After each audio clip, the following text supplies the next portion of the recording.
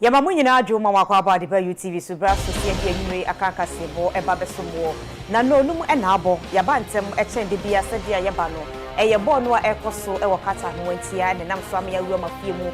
brewe na enei ebo no so pepepa eye America ene England for ene bebo ye the whole commentary nyina ebebre mu ne bra so sie de kasebo ba na nyumako bi adaroma this way chocolate drink amide papa bi de wunya eni suhie best point savings and loans and the best assurance after special ice the drinks ahodo ni nyina eka wo bi enombo ye chido kasebo no de dimu akote no ebi ene say osofo be de echi sikasam so se afi budget na de atudwa no emu ode na beji Ghana fi wo hawo ene wo hiam na Ghana fo a wo mo eton mobile phones e wo man Ghana mu se VAT no aban apagya mu eye 2.5% wo mo gitun a enye yi Pokrom adehye kire so mo nkwa da adwam fi se nkofo bi a omugite etuo ne sekan eto ehwe omuso na won finfini manta musu adehye a wo mo ewo awutu senya west wo mo eche se wo makwan enye kura aban mehwe na won fixe ma wo ensam no ebika ho ene yede besom wo medin ade akua ajewa akode emene adwoa obi ya obin afi ensam no nchiremu eni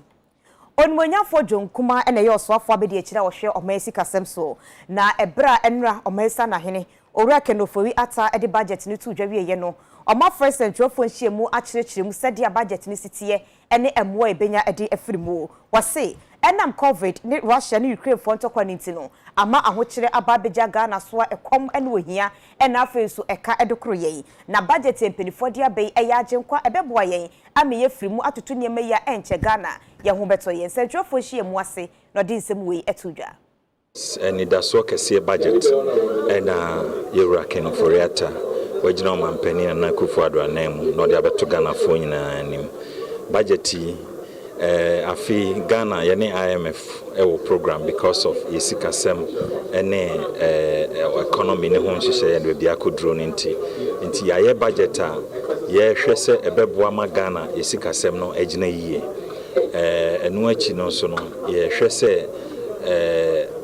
ye revenues anase to a ebegigi o man mu no so no eno so betimi akonanim na boa ya ma etimi afento mapafra but at the same time no so no e ka bebreba ya ebo no afi yate so in terms of the expenditures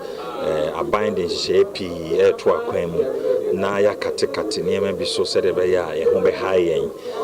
enu nyina echi no so ye hwe emabunu adwuma asem so a eno so ka ho asem through the You Start program enti eno so ye bedi ho adwuma ena esan ahokyira ye ko mu 2022 nti enim se ohia kase aba enti abanhwe social protection program a friend leap eno ne de boa ahia for Ghana ha eno so aban etu ho anamo se ye beto sika de mo no mu na ya san increase nipa dodo a enya sa mfaso no nti ana school feeding so a ye de hwe Ghana mabuno no caterers ne so akatua no so ye de bi beka ho interventions be na ya ye yi levy no eto no aban ate so e dey free 1.5% e dey about 1% and VAT ye dey 2.5% abeto so enti yenim se san hihia aban aye no ebeboa mo man ni sikasem afa ne ntoma pafra afen so aban pese Ghana dwumadie yetimi di ne haya na nema bebrae krefra mo ne no so no ye hyase eye bebre o Ghana ha enti ye hwe se kredwuma titru abro emo anwa ene poultry ni nema bebre no yebetimi ahwe ne ahye mu kena o Ghana ha ya na manema yetimi krefra brotre ni amano no abafom. In this budget, we are not only going about increasing our revenues, we are also cutting down our expenditure. So you saw how government is setting the example, and by doing so, we also out there should do same. We are cutting down on fuel by 50%. It is not just political appointees, but across the ministries, departments, and agencies. Again, we are making sure that certain exemptions that are granted to foreign companies will be a thing of the past in 2023. All this is to reduce our expenditures. And you heard the minister talk about debt restructuring or debt operations. I just want us all to calm down and to assure you that at the end of it all, the market will correct itself and we'll be in a better position, and we will put the country on the stage for transformation. I want to assure those with T-bills that T-bills are out of the perimeter of the debt operations. It has been stated clearly. And you also heard Mr. President say that every bondholder or any other instrument apart from T-bills too, your principal will not be affected. And it has been confirmed also by the budget that your principal will not be affected. But we believe that at the end of it all, we will come up with structures and terms that will ensure that the market corrects itself and we build a robust country for ourselves. Na yadaswa ewo mrashebedwam hono pani ba ko a oda sikasem committee so ewo mrashebedwam yo ranking member honorable Isaac Adongo ono aso na mrashebedwam ni Emma Bolga Central odi atodwa say aban announcement oba edebetu dwa say odi embargo ato hampers and afi diaries any notepads printing so no aban enka hwe if se Ghana ha say how aye namu no eso chance e beche hamper ene say be printing notepads nti aban enko no onsan emreview. I have never seen this group of people before. That when you talk about fiscal consolidation, it's about increasing your expenditure and borrowing more. So next year will be 3 consecutive years that the government has financed a deficit which is close to 50% of its total revenue. I've never seen that since I have been in this country. But Akufo-Addo and his family, it is quite clear why the finance minister doesn't want to move. They want to see how much of the 205 billion they can carry to the Achim land. That is just the objective. And they didn't want anybody to come and give us the right numbers that will make sense. So they must have the numbers that they want, so that if Ken Ofori-Atta moves, there will be remote control for the 205 billion, some of it to come to their houses. Otherwise, I can't see any economy in trouble that doubles its expenditure. And when we ask you whether you are going to cut expenditure, you keep talking about diaries and hampers. How does diaries and hampers solve our problem? Then you will find that because he is borrowing excessively, he is moving from paying 31 or 32 billion on interest payment to 52 billion on interest payment alone. So you see where your monies are going. He is looking to spend 44 billion on compensation, but he is telling you that there's a freeze in hiring. He is telling you that he is suspending allowances. And as a matter of fact, people should now be doing Zoom in their offices when they have meetings. So when Speaker wants to talk to us, he should Zoom here. That's what he's doing. And yet, the reality is that you've grown your expenditure on compensation by over 12 billion. How come you are cutting all of this, but the expenditure goes up? And you know how much is spending on capital expenditure? 27 billion. All the roads he's talking about is 27 billion. In dollar terms, that's about how much? So clearly, we are in trouble. And I believe that the IMF will take a closer look at this scam budget. These scam numbers, it is the same scam numbers they did the last time. When they came and told you that they will suddenly increase revenue by 40%, the market said enough is enough, we won't give you loans again. Now, they haven't learned. They will say they will do 120%. The market is waiting for them. Ladies and gentlemen, like my ranking said, when we get the full numbers, we will take a decision on what to do. Omaisa na hinoro Ken Ofori-Atta sikasam tutu yodi tudwa ewo mrashebedwam enra no obonche mu kire se eye VAT mekire eto awodo yetua no aban no apagem na de odi aka ho no yohamu nchemu mienu ani achiripondum eno eye 2.5% ena wodi aka ho ena e11 no so wate so ede aba 1% eno ena ne penyina wakasa de madom kuma no efadwam onimanyafo atoforsen agim say ese abai sa no waka de Ghana for yenhye yesapomu nsu efri say ahokire beba 2024 no nya ahokire ketwa na ye bebre pa afra say anasa afie besimu no enima mu beye din fi say abai wo bo Ghana fo abro ena odi to bebrebe abeto yeso the appendices, and we are waiting for it. Up to date, we don't have it. I'm sure when we see that document, you will know the quantum of haircut in the appendices. as per the interest that they will have to pay the principal. So it will show clearly what the situation is. But let me tell you, this budget is going to be a severe budget that is going to introduce extreme austerity in the year 2023. I can only urge the people of Ghana that brace up for maximum hardship,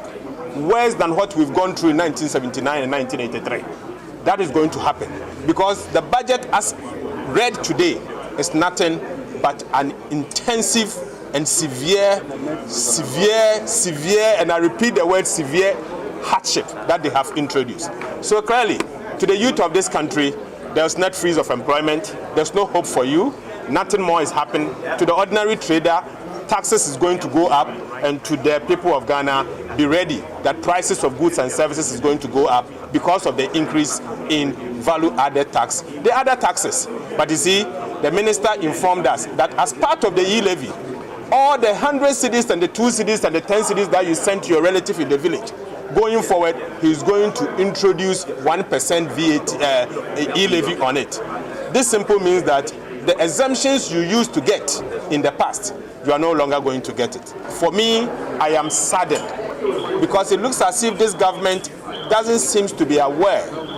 of the fact that this Ghanaian economy has introduced an unbearable hardship to the citizens of this country. Additional tax will simply mean that the people of Ghana is going to pay or go through an excruciating hardship going forward. Unfortunately, the adjustment that the minister announced did not show us how they intend to cut government expenditure. The things that he outlined there are nothing but empty. It will not result in where the proper expenditure cut must come from. What we can see is that the government is shifting the adjustment program to the ordinary Ghanaian, where the taxpayer will be made to pay more. Nsemfo froso na NLF wo mo eye adoye efa wo mo Good Causes Foundation emu wo mo enam so edisika nnuane ne ma hodo bi etetesa akopie mu ewo Accra Psychiatric Hospital wo mo echese we eye corporate social responsibility wo mo de boa Ghana aban no. National Lottery Authority NLA Good Causes Foundation no foundation na adwumako no enam so na ne wo mo de ye tu ho ache na afi ayemi adwumadi ahodo no a ewo my Ghana mu de pemoman no konkan so ewo nimpuntio SM emu adwumako ya nam foundation ne so amoma bo ana akopie mu ewo Accra Psychiatric Hospital akoye adoye sonkon de ama wonum wodi sika enuane binsi boto emo anwa toiletries sanitary pad ene niyama bebre enom se ayaresabia no enje no momfa enhwa ayarefo a wonum egu honom na womo ewie ye no mama nanso ho a National Lottery Authority NLA fo mpanifo esan ene Zoom Lion fo eka wontoma epama no enom san eye asiesie adwumadie cleaning exercise enso wo honom ehwe se womo ebema honidie nsam so afa ntoma pefre yie ewa ayasabia honom dodo honom titin gwatasimu esesa afia na se nwura ni nyina edi free ayasabia no entwea so Deputy Director General NLA or the botaye tire na montu no achi atudwa ema wo wi achire no coordinator edema Good Causes Foundation era amafrempon wono so ensem ni bi eto so so we show the act na establishing yen as national an authority na one of the mandates they say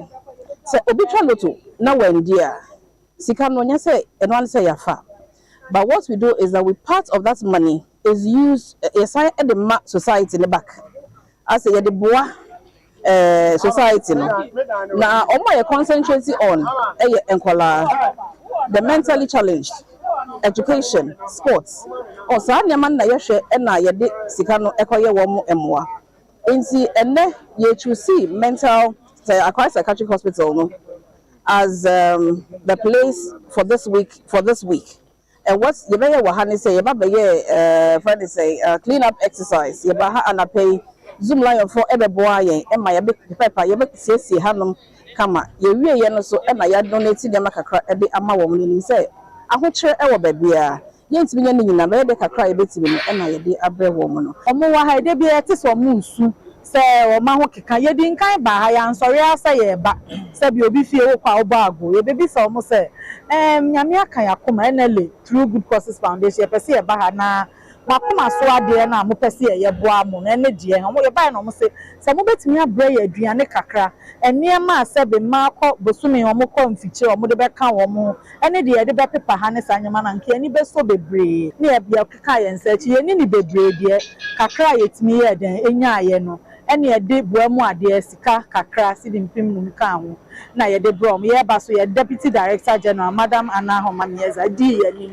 ya ba be ye clean up no ye de niema kakra aba ama wo mu ye de ama ma finsiapa ye se da se bu da se bi nsamra. Public Relations Officer Neoni Amansadi nkita ho de ma Accra Psychiatric Hospital Ewura Francisca Into ogina ya asabia nanemu agi sika no ene niema nkaye ni nyina no woda NL mpanifo ase emode adesrede nso eto ekuekwo nkaye no nso anim se saa na monto ya NL fo atui aya wo muntiatia saa na monkro no amu emeye adoye ema no enso ayasabia no asubi Christmas eba nim se embusia inimanyima ankran sorry ombe pesa mo beje omani bebe dem omoji omani no omonkai Accra Psychiatric Hospital omonkai se ebusia bi omonwie bi omoba bi omomame omopapa bi da ha omo ebusia nkasako apo omo nti omonkai yen ewo enije da emu na mo be ya doye omo hwe dia NLA aye na mo so mo be ya doye bebe because ehia yen ka Yejira we so aje yadwade krato abaye ba kasebo no ensie ye beba abeto aso bi yesrew enko bebia.